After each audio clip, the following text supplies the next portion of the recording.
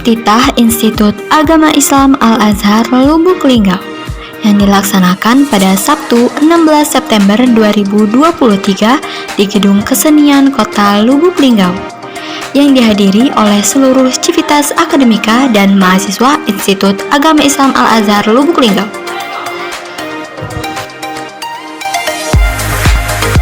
Yayasan Permata Nusantara Al-Azhar, Unikodia Agung Sarjana Pendidikan. Yang terhormat Rektor Institut Agama Islam Al-Azhar Lubuk Linggau, Dr. Sumaryati, Magister Pendidikan Islam. Yang kami hormati Direktur Sekolah Pasca Sarjana, Dr. Zuhri, Sarjana Sosial Islam, Magister Pendidikan Islam. Yang kami hormati Wakil Rektor 1, Wakil Rektor 2, dan Wakil Rektor 3. Yang kami hormati narasumber 1, Ibu Hajar Y.D. Okarina Prana. Yang kami hormati narasumber 2, Dr. Haji Ardianto LC.MA. Yang kami hormati dosen Institut Agama Islam Al-Azhar Lubuk Linggau dan seluruh sivitas akademika serta seluruh mahasiswa Institut Agama Islam Al-Azhar Lubuk Linggau. Assalamualaikum warahmatullahi wabarakatuh.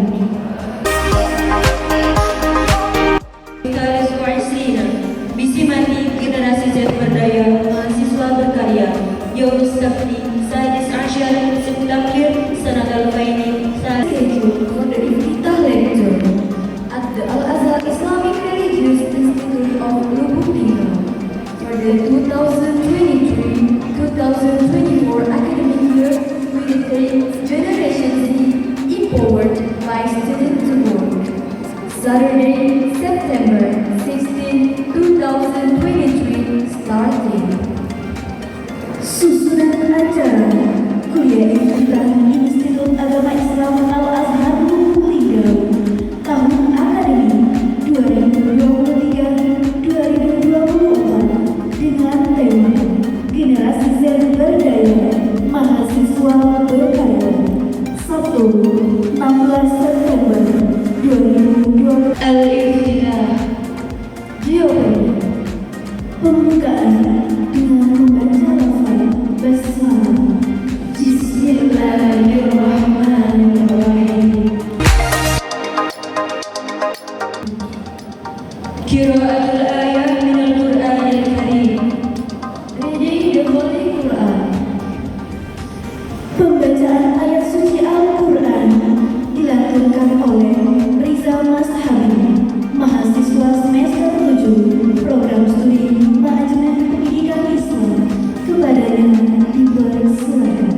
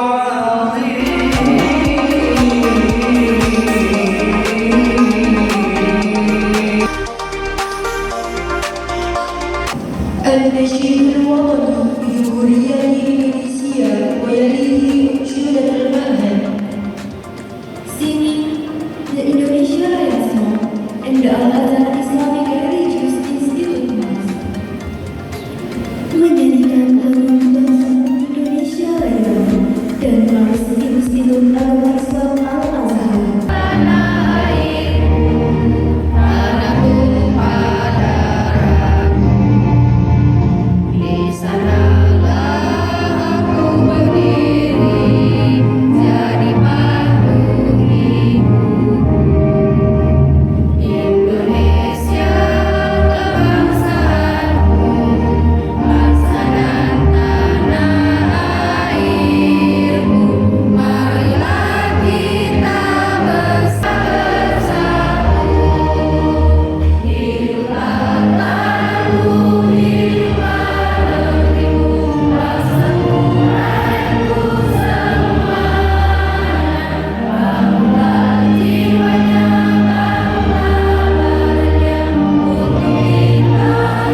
Institut Agama Islam Al-Azhar Laksana Pelita Jiwa dan kasih yang selamanya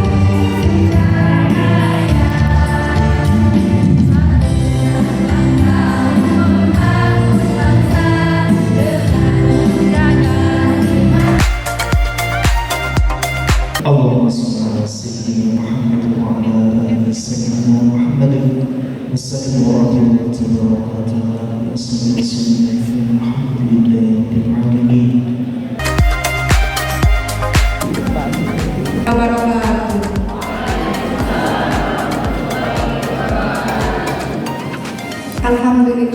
Alhamdulillahilladzi nahmaduhu wa nasta'inuhu wa nastaghfiruh wa na'udzu bihi min shururi anfusina wa min sayyiati a'malina. May yahdihillahu fala mudilla lahu wa may yudlil fala hadiya lahu. Qala Allahu ta'ala ba'da a'udzu billahi minasyaitonir rajim. Rabbi shrah li sadri wa yassir li amri wahlul 'uqdatam min lisani yafqahu qawli amma ba'du. Yang saya hormati Ketua Yayasan Permata Nusantara Al-Azhar, Umi Korea BA SPD, Direktur Sekolah Pascasarjana Dr. Zulfi SOSI NPDI. Yang saya hormati narasumber Ibu Hajah Yeti Oktarina Prana, narasumber pertama, dan narasumber yang kedua Bapak Dr. Artianto MA. Yang saya hormati Wakil Rektor 1 Bapak Nasution SAG NPDI, Wakil Rektor 2 Bapak Muhammad Saleh SEI MTI, Wakil Rektor 3 Bapak Anis Trisno MA, Ketua LPM ada Ibu Desi Septiana MPD, Ketua LPPM atau LP2M, Dekan Fakultas Ekonomi Dakwah dan Komunikasi Islam, Dekan Fakultas Tarbiyah, Dekan Fakultas Ekonomi dan Bisnis Islam. Selanjutnya yang saya hormati seluruh kaprodi, sekretaris prodi, seluruh dosen dan staf IAI Al-Azhar Lubuk Linggau, dan yang saya banggakan seluruh mahasiswa sekolah pascasarjana dan program sarjana IAI Al-Azhar Lubuk Linggau yang berbahagia.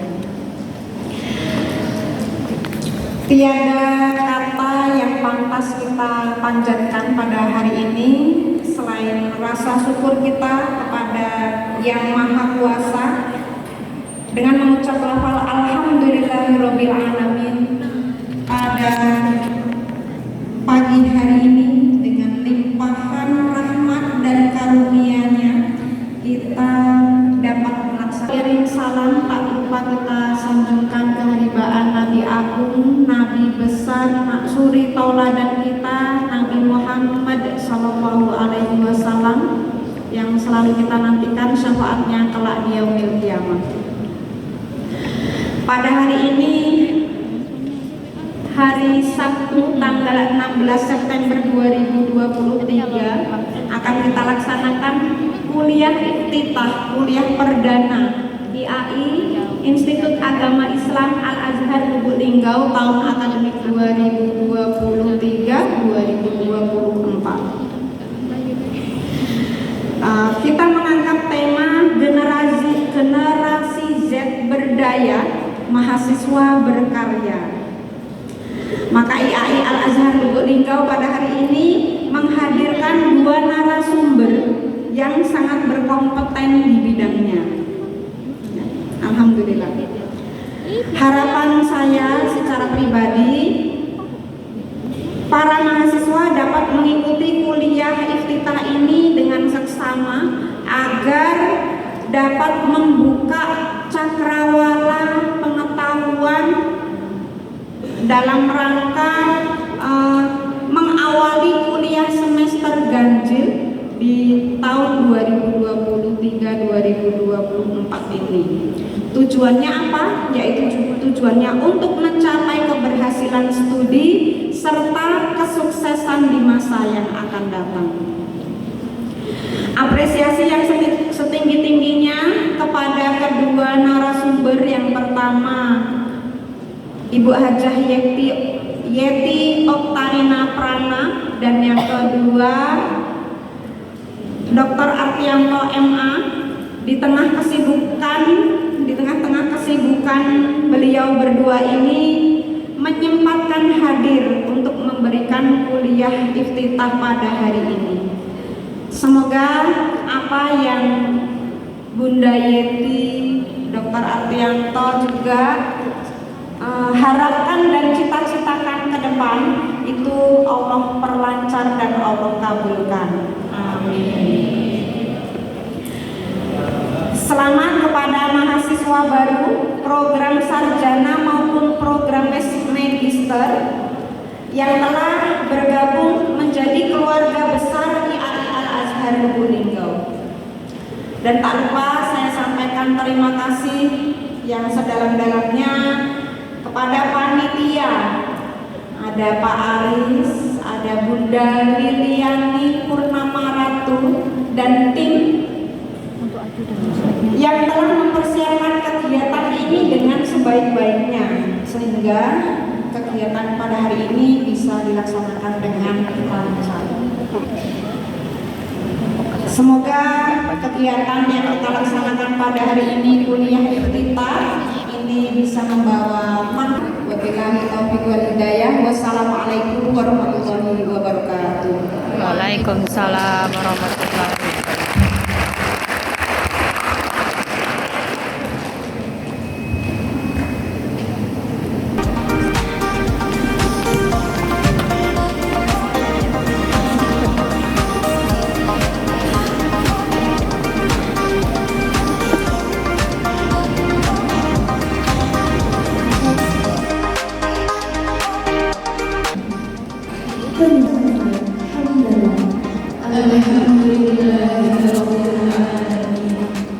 Demikian susunan acara kuliah iftitah Institut Agama Islam Al-Azhar Lubuk Linggau tahun akademik 2023-2024. Akhir kalam.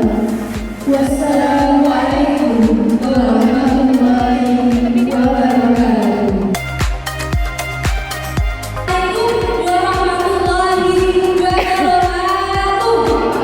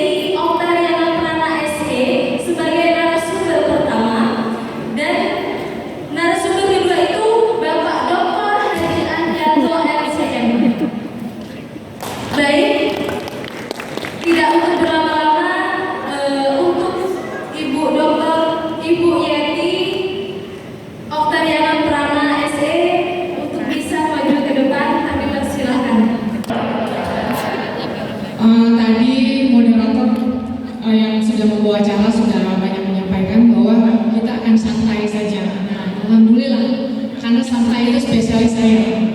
Kalau boleh dimasukkan di nama saya, harusnya saya itu Yenti Santai Okarina.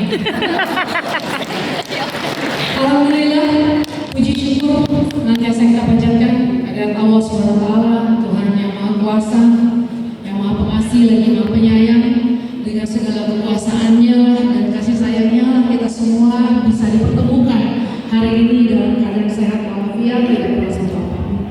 Salawat dan salam semoga senantiasa tercurahkan kepada junjungan kita baginda Rasulullah SAW. Bapak Ibu sekalian yang saya hormati, Ketua Yayasan Permata Nusantara, Umi Ori, kemudian Rektor IAI Al-Azhar Dr. Sumaryanti, MPDI, kemudian narasumber kedua nanti Dr. Haji Artianto, LCMM, dan semuanya yang mohon maaf tidak saya sebutkan satu persatu, karena semakin saya sebut semakin malu saya, Pak. Minder, ini kok orang pintar-pintar semua sih, pada rajin sekolahnya ya, sampai doktor semua. Saya Pak mau nyelesain S2 aja masih.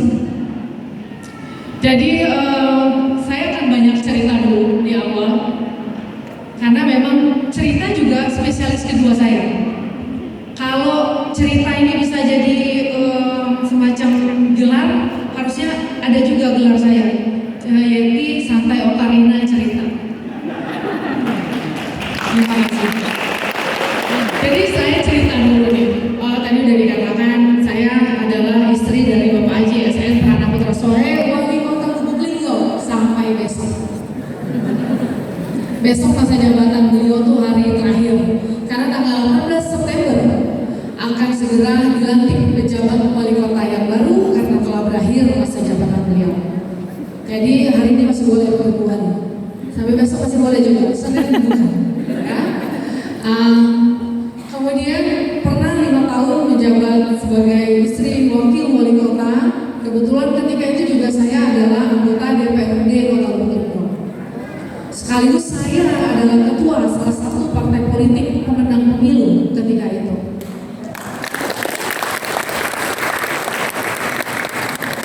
Jadi sebetulnya saya dan Pak Wali itu sama-sama lahir dari politik.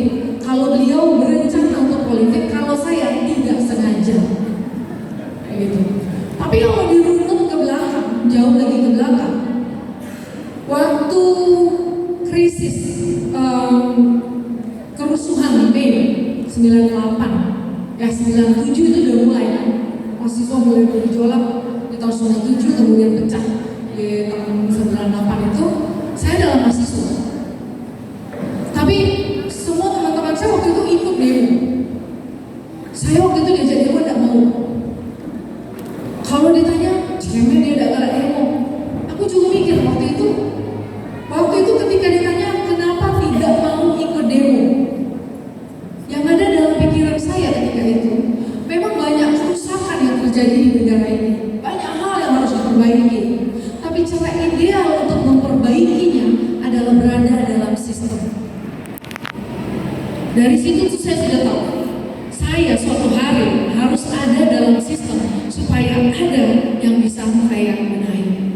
Artinya mungkin tanpa saya sadari ketika itu saya sudah berdoa untuk berada dalam politik.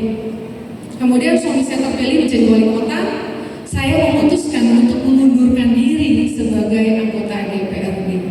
Apakah karena saya memutuskan untuk murni jadi ibu rumah tangga? Tidak juga.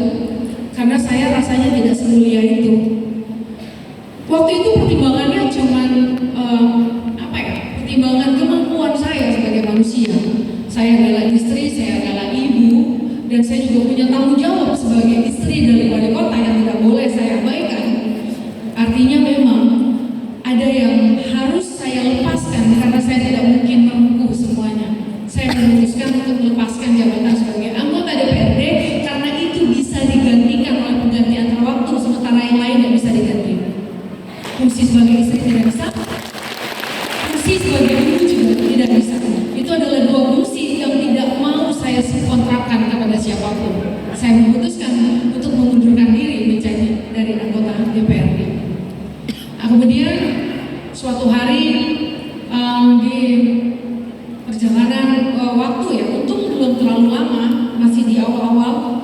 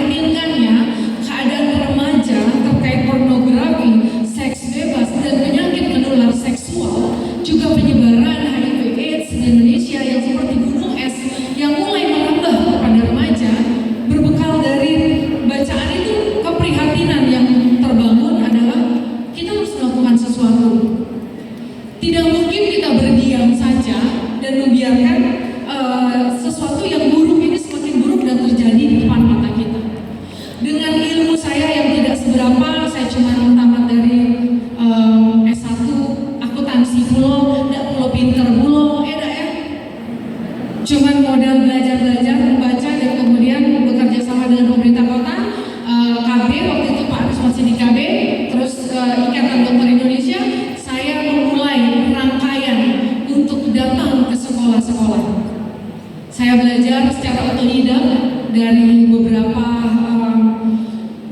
ahli, pakar katakanlah. Saya ikut beberapa kelas di Jakarta, kelas seminar dari beberapa psikolog yang cukup kompeten. Karena mengundang mereka kelompok Linggau itu tidak mungkin. Sering-sering undang mereka tuh anggaran pasti habis. Pemkotnya itu duitnya dikit. Jadi yang paling ideal adalah saya yang belajar. Kemudian saya yang datang ke sekolah-sekolah karena tenaga saya tidak perlu dibayar. Mau rajin baca, ya, mau rajin buka Google, mau rajin mencari sumber berita yang tepat, mau rajin belajar sedikit banyak, mungkin kita juga bisa menguasai banyak hal yang tadinya tidak kita kuasai. Contoh, misal anak-anak saya itu kalau sakit sebelum ke dokter dia WhatsApp saya dulu, "Ma, saya rasanya nggak enak badan, keluhannya ini. Bingung aku. Kok kan nggak bisa? Udah mahasiswa, udah kerja, kok nggak ke dokter? Pergilah ke rumah sakit, di UGD nggak ada dokter. Nggak tanya mama dulu. Lo kok tanya mama? Nah, mama ini kalau ada ijazah dokter Google sama WhatsApp harusnya mama udah punya ijazahnya. Jadi keluhan pertama cukup sama mamanya dulu, baru nanti kalau keluhannya ada nyambung, baru dia ke. Apalagi anak-anak generasi Z, bayangkanlah betapa bisa sangat cerdasnya kalau itu terkait pada menjaga bumi jadi baik. Misal, kalau ada makanan dibungkus dengan plastik atau makanan dibungkus dengan kemasan daur ulang, sudah saya jelaskan tadi. Yang pasti penggunaan media sosial ini, mereka benar-benar dalam berkoneksi dengan media sosial. Jadi media sosial itu bukan cuma buat main-main, tapi benar-benar menjadi kebutuhan bagi anak-anak generasi Z terkhususnya. Mereka memiliki keterampilan teknologi yang juga lebih maju. Ini anak atas. Terus waktu itu duta besar, melalui wakil duta besar menyampaikan kepada saya, baik kita siapkan